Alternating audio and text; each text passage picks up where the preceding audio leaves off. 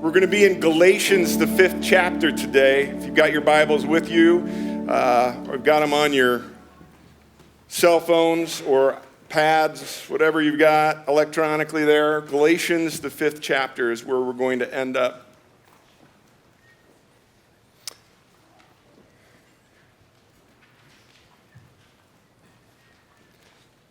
Listen to me. Follow along. Healthy things grow. Growing things change. Change challenges us. Challenge leads us to trust God. Trusting God leads us to obedience. Obedience leads to health. Healthy things grow. You know, every life has all these seasons, different seasons. And as I experience the season of life that I am in, it's been interesting to watch both myself and many of my deepest friends as we walk with our parents in the stages of their journey in which their bodies are no longer very healthy. And the very natural process of death is taking over. And it's been fascinating for me to watch both my parents and the parents of friends and to watch how they react to the knowledge and the understanding that they are dying. I've watched some embrace it. I've watched some fight it. It reminds me of the verse in Thessalonians where it says, "We do not grieve like those of this world who have no hope." And I find that death has a way of revealing some real spiritual realities inside of us. Along my spiritual journey, I found that oftentimes really profound spiritual truths are found simply hiding in plain sight. Think about this. Almost every story, every television show you watch, every movie that you go to, what is it that the protagonist, the hero of the story, is trying to avoid, escape, or solve? What? Death, right? Everybody's trying to solve the mystery of a death or escape death that somebody's after them or avoid dying at the hands of an enemy. And what does every hero in almost every story and television show and movie, what is it that they are trying to cling to extend, to enhance? The life. Pretty simple, isn't it? Look at, Wendy and I were with our kids in the UK this last week or so, and we went to Warner Brothers Studios where we saw the stages where Harry Potter was filmed, and we got to be in the Great Hall of Hogwarts and see all the costumes and see all the stuff. And as I was going through the museum, basically is what it is, I began to think about all of our great epic stories. It's almost, the evil guy's always trying to live forever. That's what Voldemort was trying to do. He wanted to live forever. In The Lord of the Rings, the ring has to be destroyed. Why? Because of the power of the ring, Sauron is living forever. And you can't kill him unless the ring is destroyed. But again, there's this idea of we want to live forever. We were trying to find an escape, an avoidance to death. John 1 says, "In the beginning was the Word, and the Word was with God, and the Word was God." He was with God in the beginning. In him was what? Life. And that life was the light of men. So for the very beginning, God reveals to us that we have a spiritual enemy that's working against us. John 10:10 says, the thief comes only to steal and kill and destroy, while Christ has come to give life, that we might have life and have it to the full, he says. And it's not just about religious rule keeping. That's the thing that we get messed up with, because then the enemy, who was afraid of us following after Christ and experiencing this life, tries to divert us into religious rule keeping, into legalism, and following all the rules and doing all the right things. Why? Because that's not the way we experience life. Jesus said to the most religious, rule-keeping churchgoers in Matthew 23, woe to you. You're like whitewashed tombs. You look beautiful on the outside. You go to church. You look like you're righteous. You're following all the rules. But inside, you're full of decaying bones. Everything is dead and unclean. For God so loved the world that he gave his one and only Son, that whoever would believe in him would not perish, not die, but have everlasting life. I am the resurrection and the what? Life. He who believes in me will live even though they die. And whoever lives by believing in me will never die. And then he looks at Mary and says, do you believe this? Do you believe it? Do you believe it?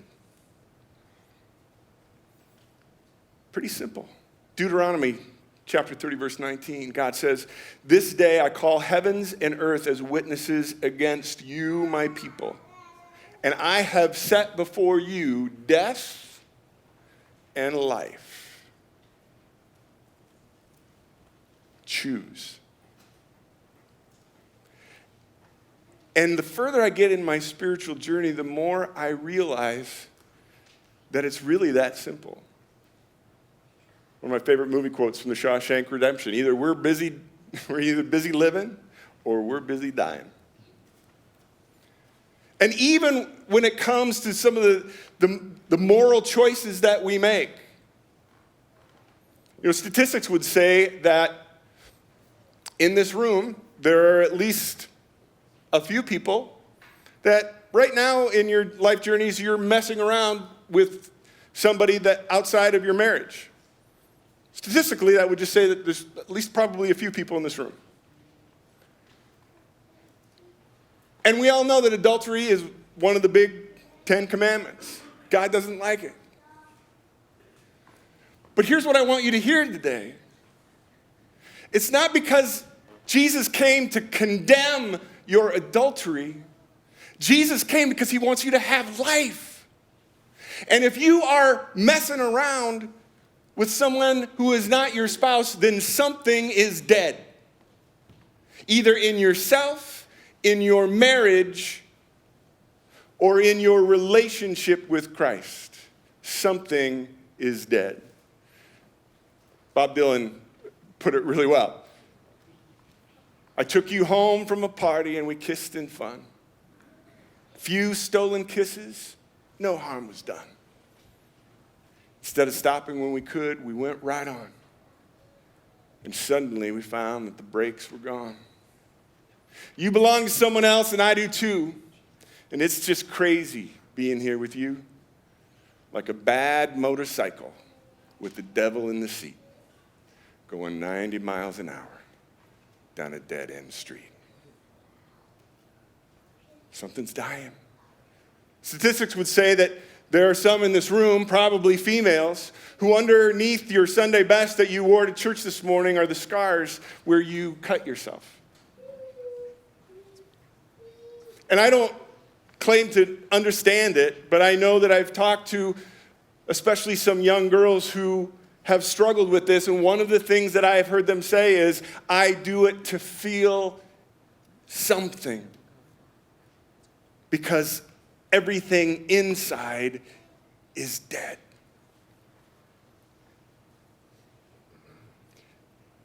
in this room, there are many of us that are chasing after our appetites, whatever it is.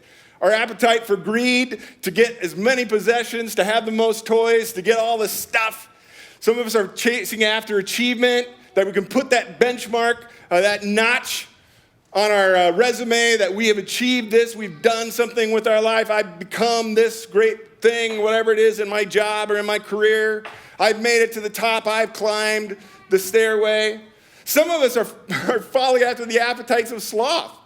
And I see it a lot of times, one of the things that really struggles, you grow up with everything and all of a sudden comes time to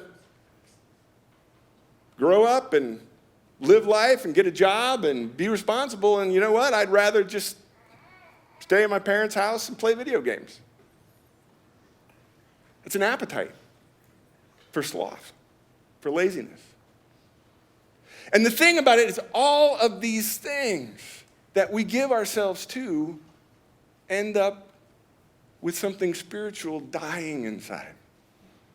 And I'm saying these things not to kind of, again, not to condemn it, but to call it out and say simply, here's the thing. We want you to live.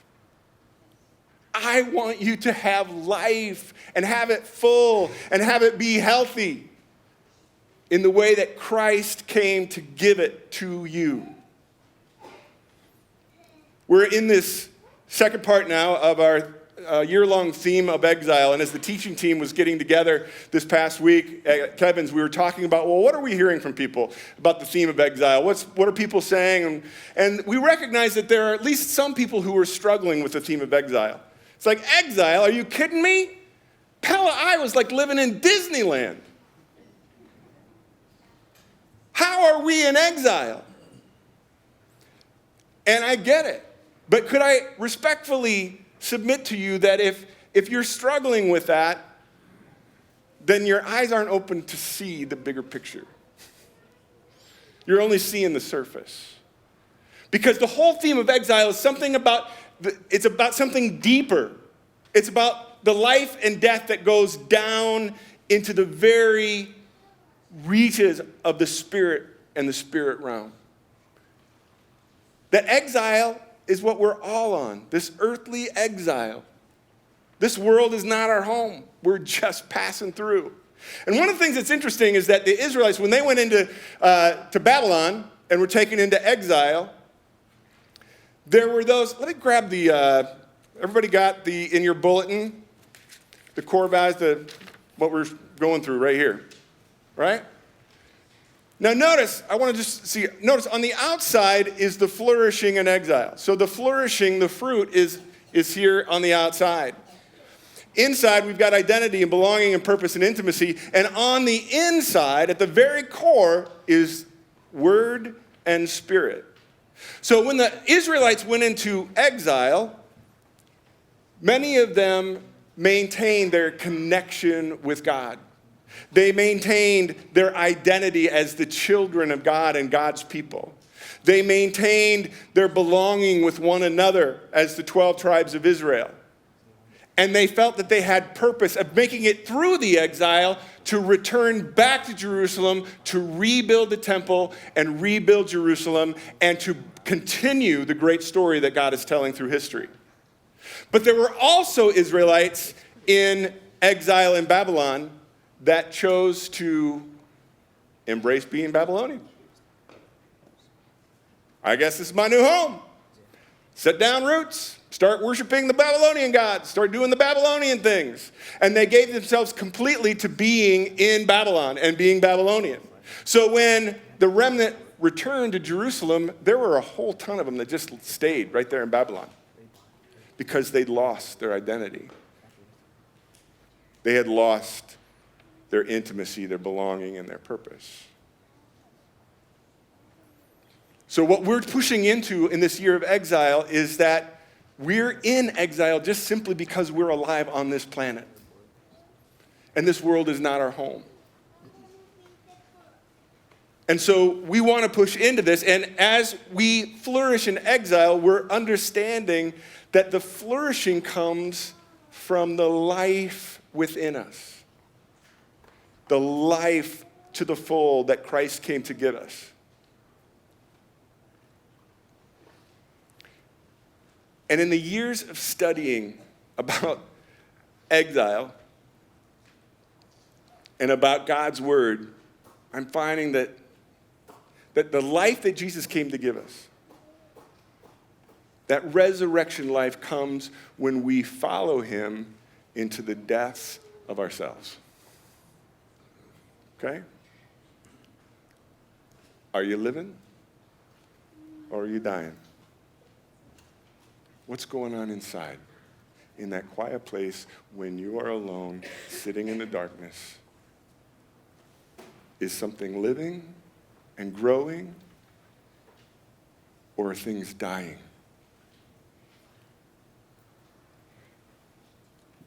As we try and understand what it means to flourish in this exilic sojourn on this earth, we're going to push for the next 7 weeks into the fruits of the Spirit. So go to Galatians chapter 5. And we're kicking it off. The next 7 weeks, we're going to go through and look at every one of the things that Paul lists as the fruit of God's Spirit in us. The fruit of God's life being present in us.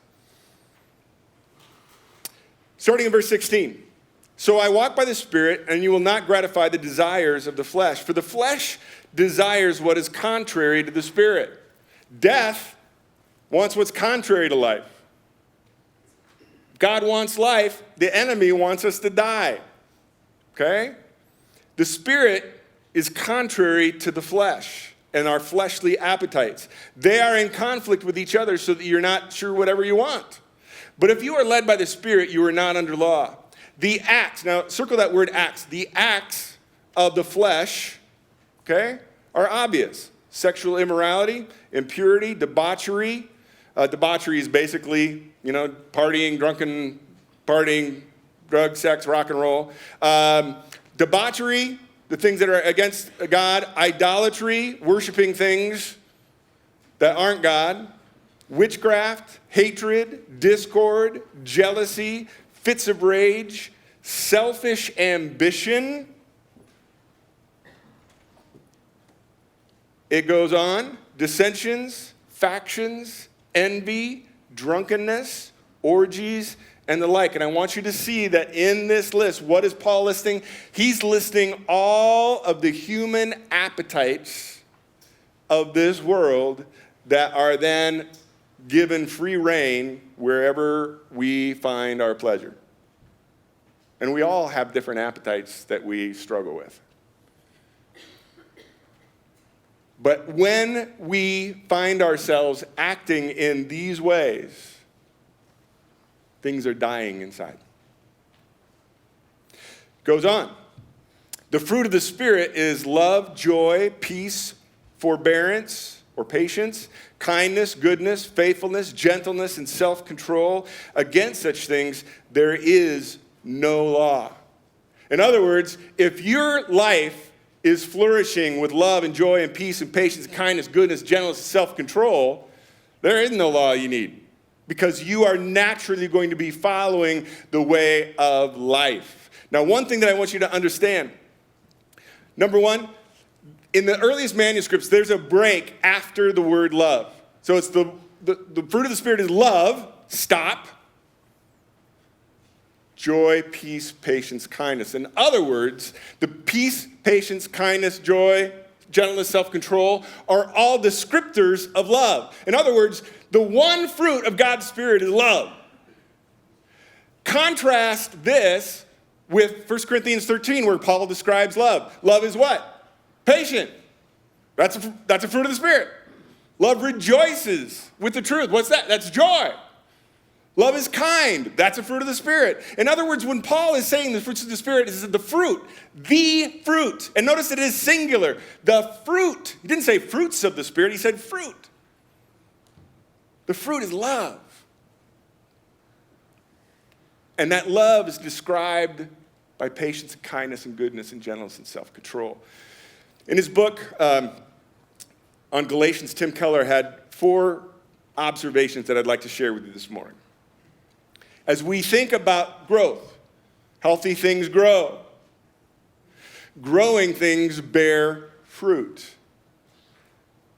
So 4 observations. 1, growth is gradual.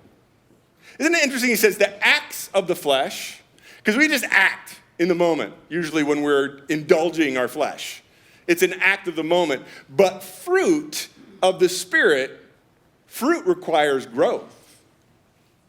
We know that from being farmers, right? It requires growth. And it is a gradual process. You don't see the growth. It's only by time that you can look back and measure that things have grown. Are things growing in your life? That's my question. Are you growing? Are you busy living or are you busy dying? The things of God, are they growing in you? I think one of the things that we could ask ourselves as we begin 2020 is this. How have I grown in the last 10 years? Can you see it? Maybe even the more scary thing is to ask your spouse or your parent, your brother, your best friend. Have you seen spiritual growth in me in the past years? Am I a different person than I was 10 years ago? And if the answer is no, then we have other questions that we need to ask. We also have to understand that you just don't decide to be patient. You don't just decide to be kind. You don't just decide. It is the growth that takes place as we are connected. So growth is gradual, number 1. 2, fruit is inevitable. If you are healthy and living, you will produce fruit. It's going to happen. An apple tree produces apples because it's doing what an apple tree does. It's inevitable. If we are connected at the core, if we are connected to Word, God's Word, and God's Spirit, we will begin to understand our identity, our connection, our purpose, our intimacy. And out of that, inevitably, we will begin to bear this fruit and flourish. But if you aren't connected to the source, the flourishing will never take place. But if you are, the fruit's inevitable. It's going to happen. Okay? So are you connected? 3, the fruit of the Spirit has internal roots. Okay? It is rooted in the Word and the Spirit. That's the source of the life. That's the source of the flourishing. So the apple isn't alive because it's an apple. You could take an apple and hang it from a dead apple tree, and the tree's not going to be alive. The apple is alive because it's connected to the tree that is alive. Jesus said, I am the what? Vine. You are the branches. And every branch is meant to bear fruit, which is going to be inevitable if we as a branch are connected to the vine, who is the source of life. Are you connected? Am I connected to the source of life so that it is flowing in me, so that I'm understanding, having a more intimate relationship with Christ, understanding my purpose, understanding my identity in connection with other branches on my tree? 4th, growth is symmetrical. And follow me on this. This may be the most important thing I want you to take away today. Growth is symmetrical. The fruits of the Spirit are not the gifts of the Spirit. The gifts of the Spirit that we studied in 1 Corinthians a couple years ago is, well, the Holy Spirit gives to each one a gift as the Spirit deems for the good of the body. So my spiritual gift is prophecy, or my spiritual gift is teaching, or my spiritual gift is hospitality, or whatever it might be. We each have different gifts. Fruit of the Spirit all grows together. In fact, the fruit of the Spirit is love, as exemplified by patience and kindness and goodness and gentleness and self-control. Now, if you're like me, and let me confess, for a lot of my earthly journey, I thought of the fruit of the Spirit like the gifts of the Spirit. Well, I'm kind of good with patience, but gentleness, no way. So I'm kind of gifted with this fruit, but not with this. That's not the way this works. They all grow together. Now, we may have inclinations because of our personalities or the traits, the type that God made us, or that we have a leaning towards. Some pieces of the fruits of the Spirit may be a little bit more natural in us than others. But the reality is that every one of the fruit of the Spirit, the descriptors, are all growing together symmetrically, all together into this fruit of love.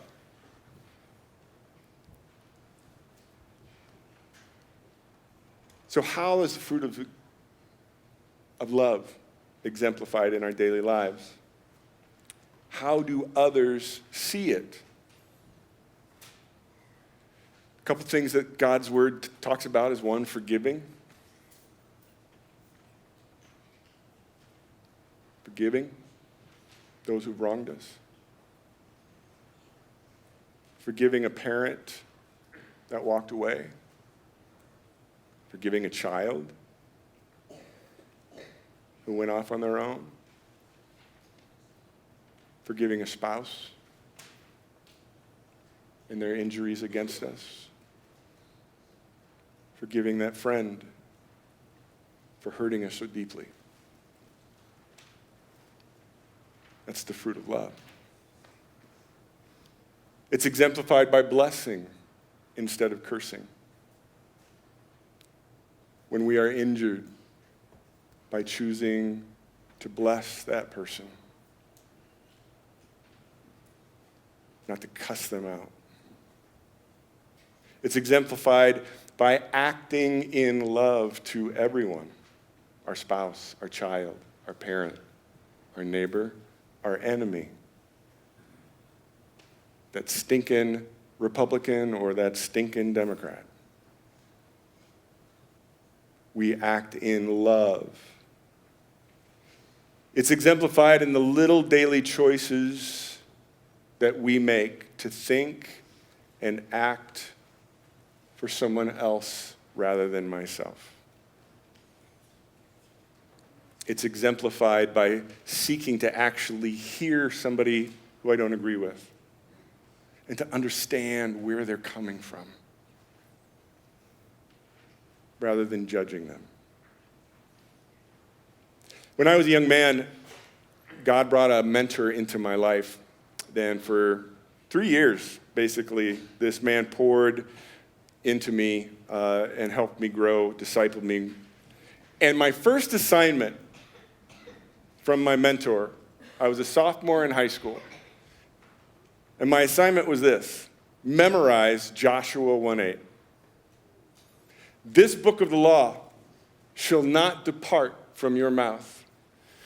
On it you shall meditate day and night, and be careful to do according to all that's written in it. For then your way will be made prosperous, flourishing, fruitful, and then you will have good success. And my mentor told me, he said, do you realize that that is the only place in the Bible where success is even talked about? You want to be successful? Go back to the core. Word and spirit. So I memorized Joshua 1:8, and I began to read and to study and to devour, to memorize God's word. The reality is that God says throughout Scripture that his word is part of what brings us to health. His word is the conduit through which he can teach us, correct us, reprove us, train us in his ways. Without this word, we are not tapped into the source, into the core. So this year, one of the things that you're going to be noticing is that our action steps are going to be focused a lot on getting into God's Word. We want to challenge you this year to get into God's Word more than you ever have. How do you do that? I don't care. There's a million ways to do it. People say, I don't like to read. Do you know? Go to BibleGateway.com or YouVersion.com. You can listen to it. Both of those for free. You can tap on the little speaker and it will read you God's Word. Awesome. Listen to it as you go to sleep or in the car. How hard is that? Listen to a podcast. Listen to others. Listen to God's Word. Get into it. I regularly write a blog as simple as this. I read one chapter of Bible a day. I read one chapter every weekday, and then I blog about what I think about. It's as simple as that. You're welcome to join on and follow me in the journey. I go to a class. Right up there on the information stand, there's a whole box of brochures about adult discipleship. And there are so many classes that are beginning. Get into God's Word. Read it. Study it. Memorize it. Memorize Joshua 1:8. Great place to start. Help me. I don't care how you do it. But will you, in 2020, choose to go deeper into God's Word? Because that, along with the Spirit in our lives, is what makes all the rest of this stuff happen.